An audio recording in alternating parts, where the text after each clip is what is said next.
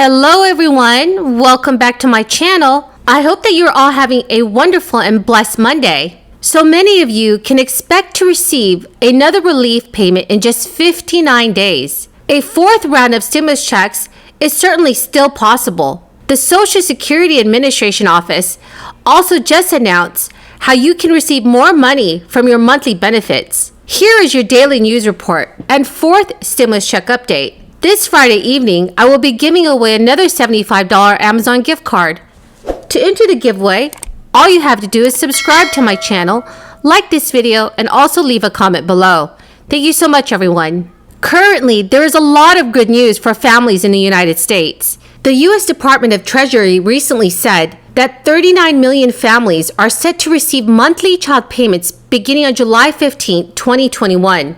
The payments are part of President Joe Biden's $1.9 trillion stimulus relief package, which expanded the child tax credit for 1 year and made it possible to prepay the benefits on a monthly basis. Nearly 88% of children in the United States are set to receive the benefits without their parents needing to take any additional action. Qualified families will receive a payment of up to $300 per month for each child under the age of 6.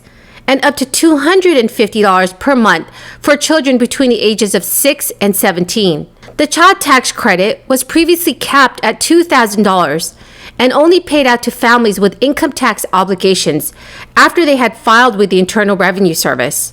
But for this year, couples earning $150,000 or less can receive the full payments on the 15th of each month, in most cases by direct deposit.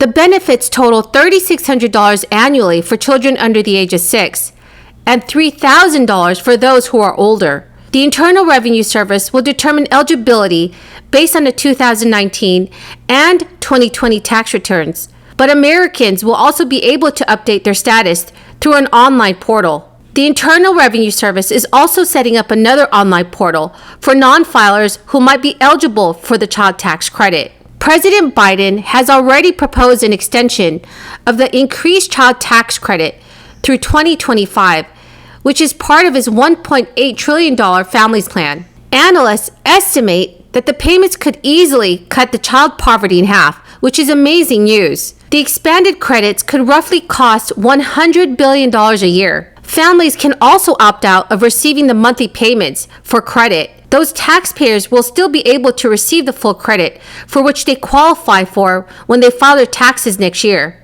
The Paycheck Protection Program is also a key part in the federal government's economic response to this crisis. However, the Paycheck Protection Program is nearly out of funding. Only $8 billion remains in the program, which has distributed nearly $800 billion in forgivable loans since launching more than a year ago. The $8 billion in remaining PPP funds are earmarked to be distributed through community financial institutions, which generally make loans to businesses that are run for by women, minorities, and other underserved communities. A spokesperson for the Small Business Administration recently said in a statement, "After more than a year of operation and serving more than 8 million small businesses, funding for the bipartisan Paycheck Protection Program has been exhausted. So everyone, do you think the federal government should allocate more money towards helping small businesses throughout the United States?" Please leave your thoughts in the comment section below. There are 2 states that have already approved their own stimulus checks to help struggling Americans to cope with lingering financial shocks from this crisis. Earlier this year, Maryland made direct payments to residents who claimed earned income tax credit on their 2019 state tax returns. Individuals received $300 and families received $500.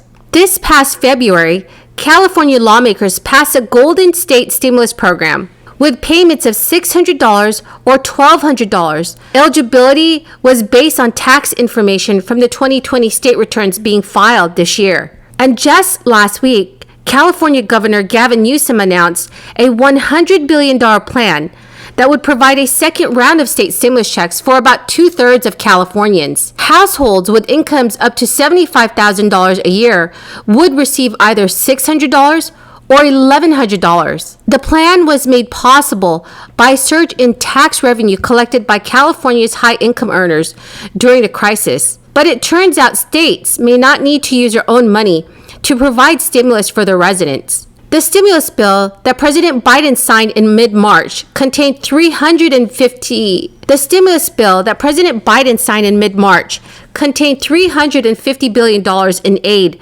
for state and local governments that can be used to make direct payments. The U.S. Treasury Department last week released a set of rules for spending the money, and the guidelines indicate it would be okay for states to distribute stimulus checks similar in size to those paid out by the federal government, which have ranged from $600 to $1,400 per person. If your state decides to use the funding to dole out relief payments, you would be eligible if you have experienced unemployment or increased food or housing insecurity because of this crisis. Data shows most stimulus money is used for food, rent, and mortgage payments. Right now, it's not clear yet which states will take the federal government's money and follow California and Maryland by issuing their own stimulus checks. This weekend, we had a positive development in the status of the I-40 bridge that connects West Memphis, Arkansas, and Memphis, Tennessee. Just as a reminder, last week, inspectors discovered a crack in one of the steel beams supporting the bridge. The crossing was immediately closed to all vehicle and barge traffic.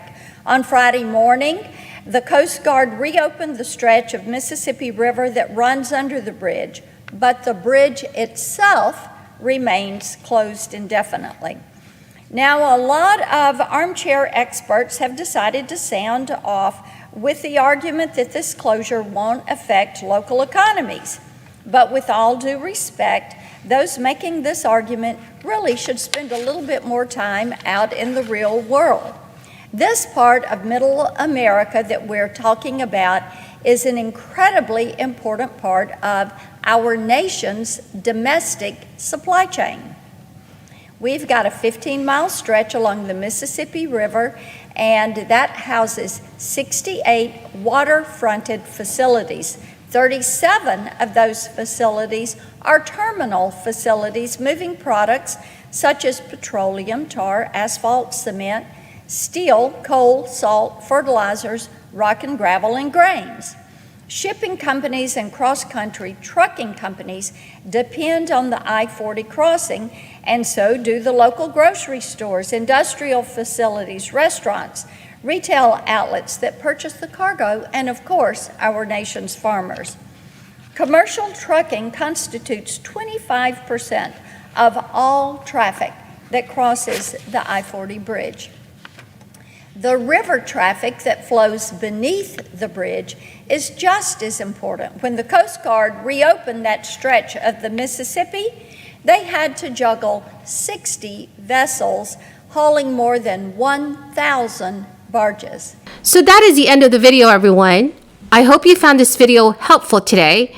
If you have any questions, please leave them in the comment section below. This coming Friday evening, I will be giving away another $75 Amazon gift card. To enter the giveaway, all you have to do is subscribe to my channel, like and share this video, and also leave a comment below. Thank you so much, everyone, and have a very, very blessed day.